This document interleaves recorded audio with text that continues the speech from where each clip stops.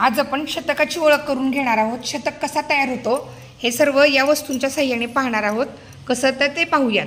त्यापूर्वी आपल्याला हा दशक कसा तयार झाला याची थोडी आपण रिव्हिजन करूयात।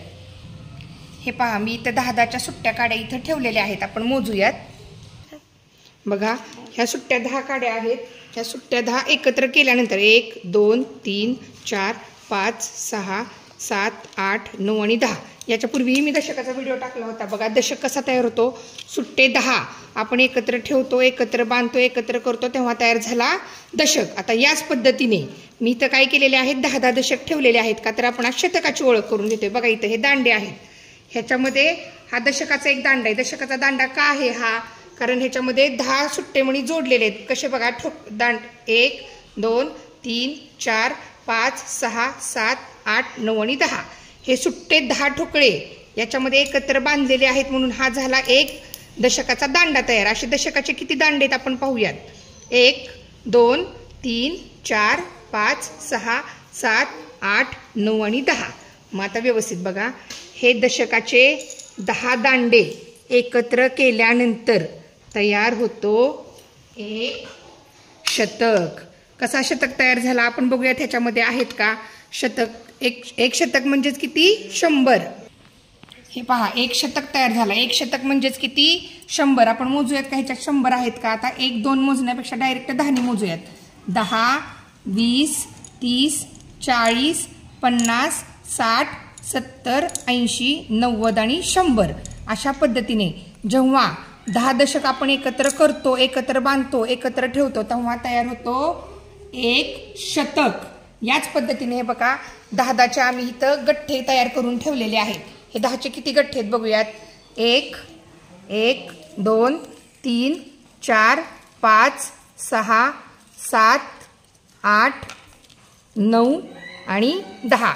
आता 10चे हे किती गठ्ठे आहेत, 10 म्हणजे हे 10 दशक आहेत। 10 दशक म्हणजेच एक शतक। हे बघा ह्याच्यामध्ये 10 आहेत। 10 20 30 40 50 60 70 80 90 आणि 100। 10 दशक जेव्हा आपण एकत्र ठेवतो, एकत्र बांधतो, तेव्हा तयार होतो एक शतक। कसा तो पहा। बघा हे 10 सुट्टे 10 दशक मी आता एकत्र बांधणार आहे, मग आपला तयार होणार आहे एक शतक। या पद्धतीने हे बघा झाला का एक शतक तयार आपला। बघा एक शतक म्हणजेच किती, सुट्टे हे 100। एक शतक म्हणजेच सुट्टे 100 आणि हे सुट्टे 100 एकत्र बांधले, एकत्र केले की तयार झाला एक शतक। याच पद्धतीने नोटांचं देखील आहे। आता नोटांच्या साहाय्याने देखील शतक कसा तयार होतो पाहूयात। बघा ह्या 1-1 रुपयाच्या 10 नोटा आहेत। ह्या 1-1 रुपयाच्या 10 सुट्ट्या नोटा जेव्हा आपण एकत्र करतो, एकत्र ठेवतो, हे झाले 10 रुपये, सुट्टे 10 रुपये। ह्या 10 रुपयासाठी आपण ही 10 रुपयाची नोट घेऊ शकतो। याच पद्धतीने 10-10 रुपयाच्या अशा 10 नोटा घेतल्या की एक शतक तयार झाला। कसं ते आपण पाहूयात। बघा हे 10 रुपये 10 20 30 40 50 60 70 80 90 आणि 100 झाले का 100 रुपये। मग ह्या सुट्ट्या 100 साठी आपण हे एक 100 रुपये घेऊ शकतो आणि 100 म्हणजेच किती, एक शतक। एक शतकाची नावं 3 बघा। 100 म्हणजे एक शतक, 10 दशक आणि 100 एकक। 100ची 3 नावं कोणती, 100 एकक, 10 दशक आणि एक शतक। मला वाटतं याच्यावरून तुम्हाला शतक ही संकल्पना समजलीच आहे।